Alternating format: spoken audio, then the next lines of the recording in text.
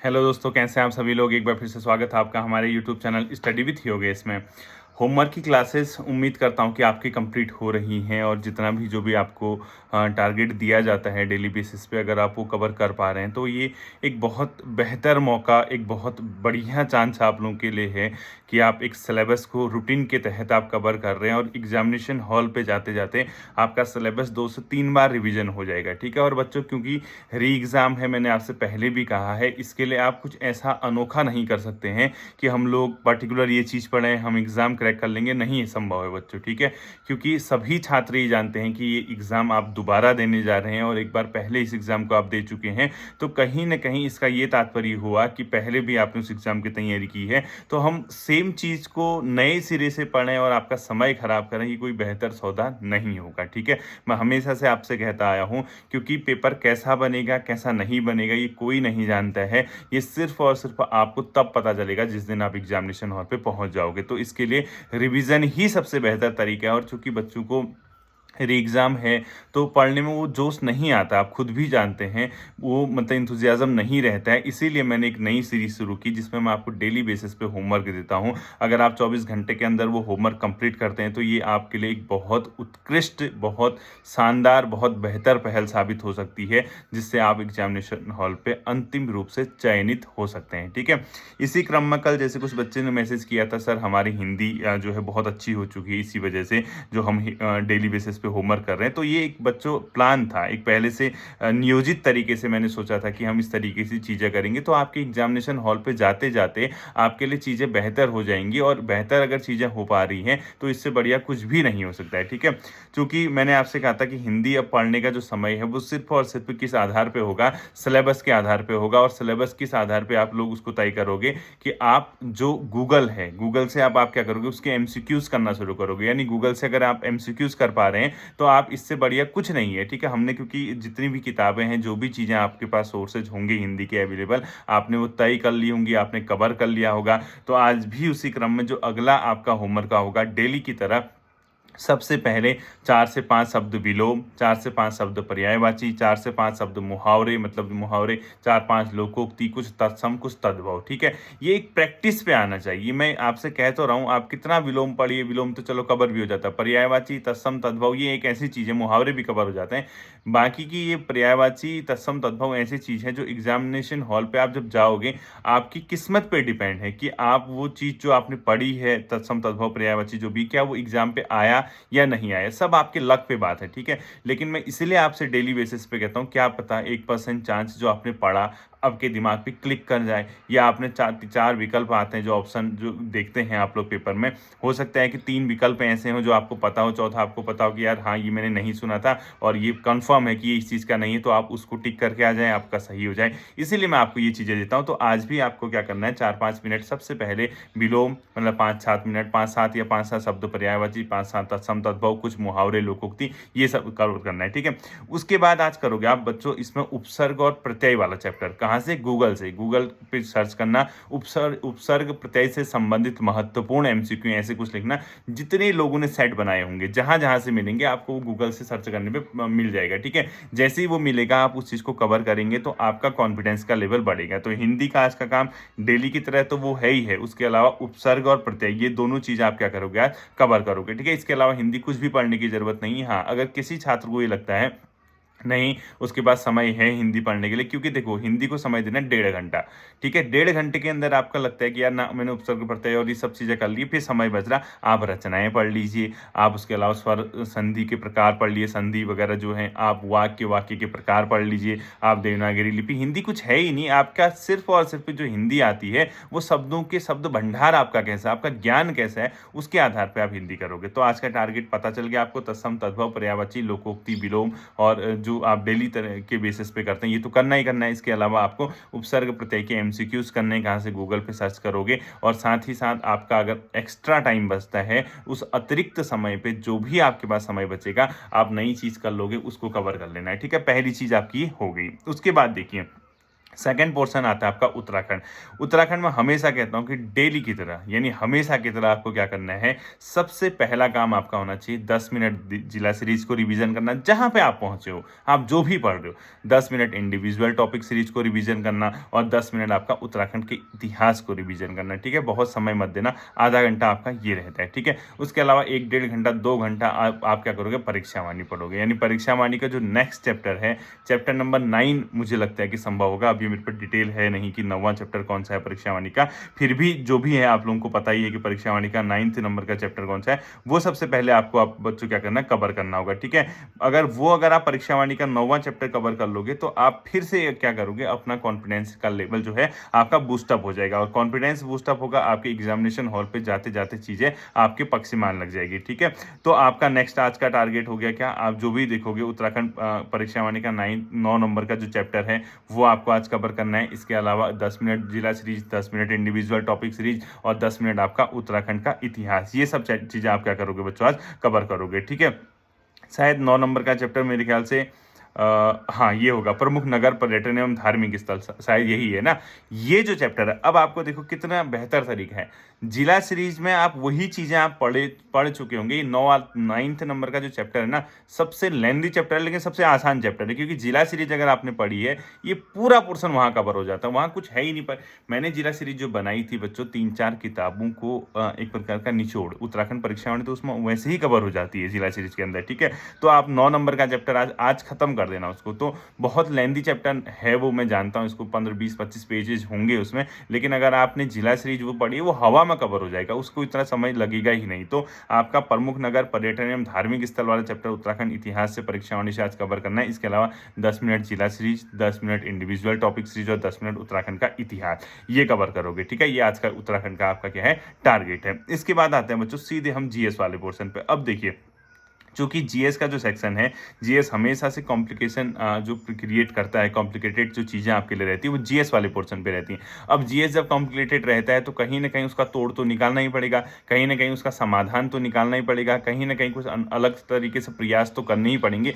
उसी प्रयास के क्रम में हम लोग जो जीएस में कल देख रहे थे, हमने क्या कहता मॉडर्न हिस्ट्री एंड पॉलिटी देखेंगे। ठीक है, तो मॉडर्न हिस्ट्री के अंदर आज आपका अंतिम चैप्टर है भारत सरकार अधिनियम 1935। आज ये आपका एंड होगा और आज के बाद आपको मॉडर्न हिस्ट्री सिर्फ और सिर्फ लूसेंट के बेस पे प्रैक्टिस करनी है। अब आप किताब नहीं पढ़ोगे। ठीक है, अब आप, क्योंकि समय कम है, आप क्या करना, लूसेंट से जो आपकी लूसेंट की किताब होगी वहां से आप क्या करोगे, परीक्षा वाणी का जो पोर्शन है उसको रिवीजन करना शुरू, परीक्षा वाणी नहीं सॉरी जीएस का जो पोर्शन है उसके एमसीक्यू लगाना शुरू कर दोगे। तो आप चैप्टर देखिए कौन सा है, भारत सरकार अधिनियम 1935 वाला जो चैप्टर है, इसमें पाकिस्तान की मांग, क्रिप्स मिशन, भारत छोड़ो आंदोलन, कैबिनेट मिशन, आजाद हिंद फौज, अंतरिम सरकार, माउंटबेटन योजना, भारतीय स्वतंत्रता अधिनियम, भारत विभाजन और आजादी के बाद भारत की प्रमुख घटनाएं, ये जो चैप्टर है आजादी के बाद प्रमुख घटनाएं वाला, ये गूगल करना आपको। जैसे नए राज्यों का निर्माण, देसी रियासतों का भारत में मिलाई, प्रीवी पर्स सिस्टम और बैंकों का राष्ट्रीयकरण, इसके अलावा पंचवर्षीय योजनाएं, इसके साथ साथ ही 20 सूत्री कार्यक्रम, ये सब चीज़ें मिलती है, वो आपने कहीं ना कहीं पढ़ी होंगी। उसमें अनावश्यक रूप से परेशान होने की आपको ज़रूरत नहीं है, जो आपने पहले पढ़ा हुआ है वो यहाँ से कवर हो जाएगा। ठीक है, तो आज और कल यानी आज मंगलवार है, मंगल और बुध, ये 2 दिन के बाद आपकी मॉडर्न हिस्ट्री नहीं चलेगी। अब बृहस्पतिवार से जो है नेक्स्ट टाइम जो होमवर्क मिलेगा हिस्ट्री का, वो एंशिएंट एंड मेडिवल का हम लोग कवर करेंगे। तो आज भारत सरकार अधिनियम 1935 का जो टॉपिक दिया है उसके अंदर पूरे जितने भी पोर्शन दिए हैं ये आपका हाईलाइट करके ये चीजें आपकी कंप्लीट हो जानी चाहिए। जैसे ही ये आपकी चीजें कंप्लीट होंगी आप एक नेक्स्ट लेवल पे चले जाओगे, क्योंकि ये जो पोर्शन है ये बहुत आपके लिए मतलब एक प्रकार का 3-4 नंबर का रहता है हमेशा मॉडर्न हिस्ट्री, वो कवर हो जाएगा तो आपके अच्छे चांसेस बन जाएंगे। अब आप कहोगे सर ये कहाँ से कवर करें, ये आपको घटना चक्र में एक एक टॉपिक दिया हुआ है, आप घटना चक्र भी पढ़ लोगे तो वो अपने आप में पर्याप्त रहेगा। ठीक है, तो घटना चक्र के लेवल पे भी अगर आप पहुंच जाओगे इसके लिए तो आपके लिए वो बहुत है। ठीक, इसके बाद आप कहाँ आओगे, भारत एवं विश्व, मतलब जो भारत की राज्य व्यवस्था वाला चैप्टर है। ठीक है, अब देखिए भारतीय राज्य व्यवस्था में मौलिक अधिकार होगी, मौलिक कर्तव्य होगी, नीति निर्देशक तत्व भी आपने कर लिया होगा, भारतीय संसद शायद आपने कर लिया ना, भारतीय संसद वगैरह, राष्ट्रपति, उपराष्ट्रपति, राज्यसभा, लोकसभा निर्माण, ये सब मुझे लगता है कि आपने कर लिया है। तो भारतीय संसद, भारत का सर्वोच्च न्यायालय में मैंने दे दिया, नागरिकता वगैरह, तो मुझे जहां तक लग रहा है कि मैंने इसमें भारतीय संसद वाला टॉपिक नहीं दिया हुआ आपका। ठीक है, अब देखो आज क्या है, मंगल बुध, कल आपका पॉलिटी भी एंड हो जाएगा, पॉलिटी भी अब आपको यहाँ से पढ़ने की जरूरत नहीं पड़ेगी, पॉलिटी का सेशन भी भी आपका एंड होने जा रहा है। तो आप क्या करना, जो भारतीय संसद वाला चैप्टर है, राष्ट्रपति, उपराष्ट्रपति, राज्यसभा, लोकसभा, विधि निर्माण प्रक्रिया, अध्यादेश वाला, ये चैप्टर आपको 2 दिन के अंदर कंप्लीट करना है, ठीक है। यानी इंडियन पार्लियामेंट वाला, क्योंकि उससे पहले कल मैंने भारतीय राज्य व्यवस्था में भारतीय संविधान की विशेषताएं आपको टॉपिक दे दिया है। उससे पहले के जो टॉपिक है वो सारा का सारा क्या है बच्चों, मॉडर्न हिस्ट्री है, भारत का विभाजन, कैबिनेट मिशन, वो मॉडर्न हिस्ट्री के पोर्शन पे अगर आप घटना चक्र या फिर आप ल्यूसेंट ऑब्जेक्टिव वगैरह से भी करते हैं तो वो भी आपके लिए क्या होगा, पर्याप्त होगा, ठीक है। तो 2 दिनों का टॉपिक आपका हो गया, राष्ट्रपति, उपराष्ट्रपति, राज्यसभा, लोकसभा, विधि निर्माण की प्रक्रिया मैंने सब करा रखा है, ठीक है। अध्यादेश, आपातकाल की स्थिति में संसदीय व्यवस्था पर प्रभाव, ये भी मैंने पढ़ा रखा है आपको। प्रधानमंत्री, मंत्रिपरिषद, इसके अलावा प्रधानमंत्री और मंत्रिपरिषद और संसदीय नियंत्रण, ये आपको 2 दिनों के अंदर करना है। अब आप कहोगे सर हम कैसे करेंगे 2 दिन में इतना लेंथी चैप्टर, चूंकि चैप्टर रिवीजन करना है और रिवाइज करने के लिए 2 दिन बहुत होते हैं बच्चों, ये इतना टॉपिक है ही नहीं। अब देखो भी, जैसे इसमें राष्ट्रपति दिया है, क्या पढ़ोगे, राष्ट्रपति के निर्वाचन कैसे होता है, कौन पार्टिसिपेट करता है, महाभियोग कैसे लगता है, कौन कौन महाभियोग की प्रक्रिया में भाग लेता है, निर्वाचन मंडल में कौन कौन से सदस्य शामिल होते हैं, यही चीज़ें तो है ना। तो ये तो बहुत मतलब लेंथी टॉपिक है नहीं आपको, क्योंकि एफर्ट तो लगाना ही है, स्पीड तो आपको अपनी डबल करनी ही करनी है, ठीक है, तभी जाके आपका क्या होगा, सिलेक्शन होगा। तो इस चीज़ को आपको ध्यान में रखना है, ठीक है। तो जीएस का पोर्शन आपका ये हो गया। अब आता है बच्चों कौन सा, तीसरा पोर्शन कंप्यूटर वाला, ठीक है। जैसे यूनिट 1 मैं मान के चल रहा हूँ कि आपने कंप्लीट किया हुआ है, जिसमें basic concept and introduction of computers है, ठीक है। इसके अलावा यूनिट 2 मैंने दिया था 3 दिनों के लिए, जिसमें ऑपरेटिंग सिस्टम, आपको कॉन्सेप्ट ऑफ ऑपरेटिंग सिस्टम कौन कौन से होते हैं, क्या क्या इसके प्रकार होते हैं, विंडो डेस्कटॉप क्या होता है, बूटिंग क्या होता है, शट डाउन क्या होता है, ये छोटी छोटी चीज़ें उसने कंप्यूटर में दी हैं। अगर आप इसको गूगल भी करोगे तब भी आपको मिल जाएगा। हालांकि मैंने इसमें कुछ हद तक मैंने आपको इसके टॉपिक कराए हुए हैं, अगर आप वहाँ से भी उसको रिविजन करते हो तो आपके लिए एक अच्छे चांसेस बन जाएंगे बच्चों, ठीक है। क्योंकि इस बार बीपीडीओ वीडियो आपको बनना है, यानी उस एग्जाम को आपको क्रैक करना है। 900 कुछ पद हैं, इतने लोग आप हैं, इतने बच्चे दूसरी जगह सेलेक्ट हो गए, तो कहीं ना कहीं आप लोगों का जो नंबर इतने समय से पेंडिंग है, अब आपका नंबर आ गया है, तो आपको इस चीज़ को कवर करना है, ठीक है। तो कंप्यूटर के अंदर आप इस वाले सेक्शन को अगर आप कंप्लीट कर पाओगे तो आपके लिए बहुत बेहतर चीज़ें साबित होंगी, ठीक है। इसके बाद देखिए, आप तुरंत आइए रीजनिंग वाले पोर्शन पे। रीजनिंग के पोर्शन में मैंने क्या कहा कि रेंडमली करना, रीजनिंग को रेंडमली करना। आपके पास जो भी रीजनिंग की किताब है उससे आप लोग कीजिए, क्योंकि देखिए कागज़ मोड़ना, अब मैं क्या कहूँगा, कागज़ मोड़ना आप लोग कीजिए। अब क्या कागज़ मोड़ोगे घर पे बताओ, अब टॉपिक दिया कागज़ मोड़ना, वर्गीकरण, कागज़ काटना, ये तो आपका दिन बर्बाद कर देगा, छोड़ो ना उसको। आप अपने माइंड को एक्टिव रखिए, कुछ आप डायग्राम वाली रीजनिंग कीजिए, कुछ आप मतलब जो कॉन्सेप्ट बेस है या जिसमें मैथमेटिकल्स फॉर्मूले लगते हैं वो कीजिए, कुछ आप कैलेंडर कीजिए, कुछ दिशा परीक्षण कीजिए, कुछ त्रिभुज वगैरह की काउंटिंग कीजिए। इन्हीं के इर्द गिर्द रीजनिंग घूमती है। रीजनिंग जिसका नाम ही तर्क शक्ति है, उन 4 विकल्प को देख के आप 10, 15, 20 मिनट अगर आप घर पे डेली प्रैक्टिस कर रहे हैं, आधा घंटा प्रैक्टिस कर रहे हैं, वहां पर जो 4 विकल्प आएंगे उसके आधार पर आप रीजनिंग के क्वेश्चन सही कराएंगे, ठीक है। इतना मेरा भरोसा कीजिए। अब ये था आपका आज का क्या होमवर्क। अब आती है बात बच्चों, सर करंट अफेयर्स का क्या करें। देखो करंट अफेयर मैंने आपको कराई हुई है, करंट अफेयर बहुत आपने पढ़ी हुई है, पहले भी आपने करंट अफेयर करा रखी है मैंने। तो करंट्स का जो पोर्शन है, यानी करंट अफेयर्स का जो पोर्शन है, वो आप लोग एक काम करना, जैसे जो चीज़ें मैंने कराई वो बहुत हैं, उसको आप जो भी कॉपी बनी है उसको सही तरीके से आप एक बार रिवीजन कीजिए, तो रिवीजन के बेस पे आपका करंट अफेयर वाला पोर्शन क्या हो जाएगा, कवर हो जाएगा, ठीक है। होपफुली ये चीज़ें आप समझ रहे होंगे, आपको समझ आ रही होगी। जल्द ही आप लोगों के लिए फिर से मोटिवेशन वीडियो दी जाएगी, ताकि आपका जो खून है, जो अभी आपका अभी खून शांत बैठा है, वो फिर खोले, फिर आप एक प्रकार मतलब पुनः जो उसी जोश के साथ मैदान में उतरे। क्योंकि मैं भी वेट कर रहा हूँ बीपीडी वीडियो एग्ज़ाम का। इसके बाद हम लोगों को सिर्फ वही एग्ज़ाम देखने जो बड़े एग्ज़ाम है, आर ओ ये वो सब, ठीक है। उस एग्ज़ाम के लिए तैयार रहिए, कमर कस के रखिए, क्योंकि ये एग्ज़ाम फिनिश होते ही, उससे पहले ही मैं क्लासेस शुरू कर दूंगा। अभी मैं वेकेशन पे हूँ, छुट्टी पे हूँ, आप सभी लोग जानते हैं। जैसे ही मैं दोबारा अपने मतलब कार्य पर लौटूंगा तो आपकी क्लासेस जो हैं परमानेंट शुरू हो जाएंगी। थोड़ा सा ब्रेक मैंने लिया है, थोड़ा सा ब्रेक आपको दिया है, आपको भी अनावश्यक रूप से क्लासेस देके परेशान नहीं किया जा रहा। पहले मैं क्या करता था,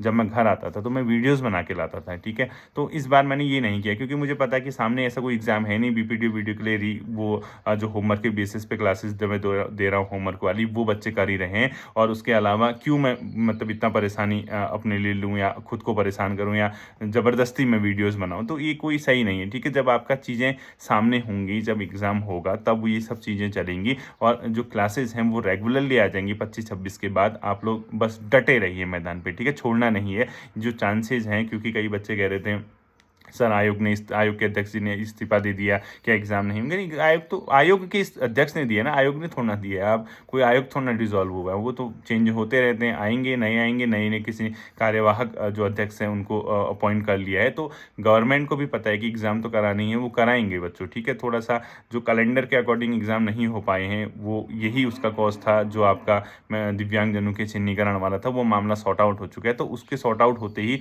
अब मुझे लगता है कि इसी माह से आपकी विज्ञापन प्रकाशित होना शुरू हो जाएगा। कहीं ना कहीं आयोग एक संवाद संभवतः जल्दी ही अब जारी करेगा। उसके बाद आपके एग्ज़ाम पुनः क्या हो जाएंगे, अपने पटरी पे लौट आएंगे, ठीक है। आप इस होमवर्क को पूरा कर लेना, फिर मिलेंगे अगले सेशन पे। अपना ध्यान रखिएगा। Thank you.